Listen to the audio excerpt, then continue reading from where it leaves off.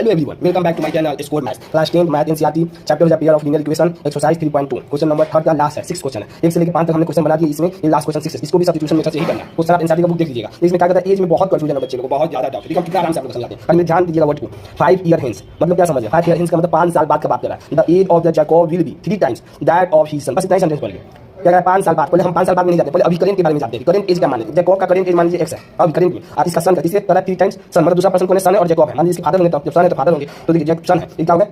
x मान लीजिए और इसका सन को मानिए y है। अब देखिए ध्यान दीजिए, बस हमको जानना नहीं पड़ेगा, यहाँ तक पूरे कंप्लीट कर दे सेंटेंस को। 5 ईयर हेंस का मतलब 5 साल बाद the age of Jacob will be the 3 times इससे दैट ऑफ हिज सन। तिगुना है अपने बेटे से। देखो पहले हम क्या करें, x और y मान लीजिए करेंगे, अब 5 साल बाद आते हैं। इसमें क्या करें, 5 साल जोड़ दे। 5 साल बाद करें, इसका मतलब 5 साल तो बढ़ गया। आगे फ्यूचर का बात करें, मान x माने है, इसमें 5 जोड़ दिए, इसका भी 5 साल बढ़ गया और इसमें भी, इसके सन में भी y प्लस 5। बस यही करना है सेंटेंस में, यही करा है कि 5 साल भाई क्योंकि 5 साल करेंट मान लिया, 5 साल बाद करा है तो x प्लस 5 इसमें भी जोड़ दिए, इसका भी एज बढ़ जाएगा, इसके सन का भी एज बढ़ेगा 5 साल बाद में।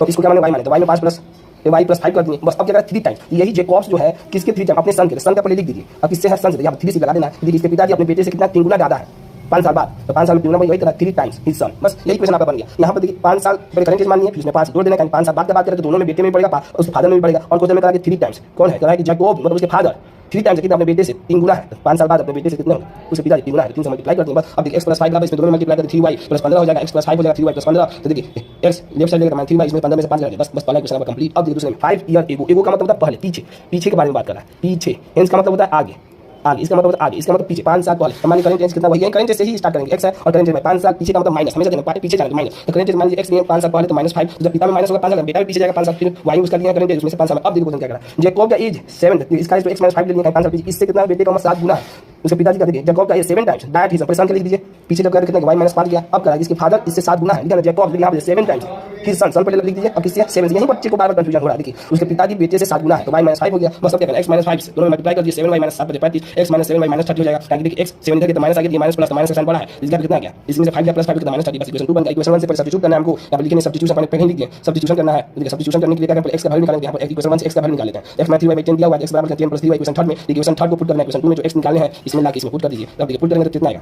कितना निकला? 10 + 3y 10 + 3y प्लस -7y है, -30 आ गया। अब देखिए 10 हो गया और -7 में से +3 कितना बड़ा साइन किसका है? 7 का है, 7 का दोनों में से ये दोनों में से घट जाएगा तो 4y -30 हो गया 10। अब देखिए y को इधर राइट साइड लेंगे, इस -30 को लेफ्ट साइड लेंगे, माइनस प्लस हो जाएगा 40 हो जाएगा, 4y हो जाएगा, 4 से जाएगा y बराबर 10। तो y किसका निकाले? सन का इसका कितना हो गया? 10 हो गया। अब किसका निकालना है?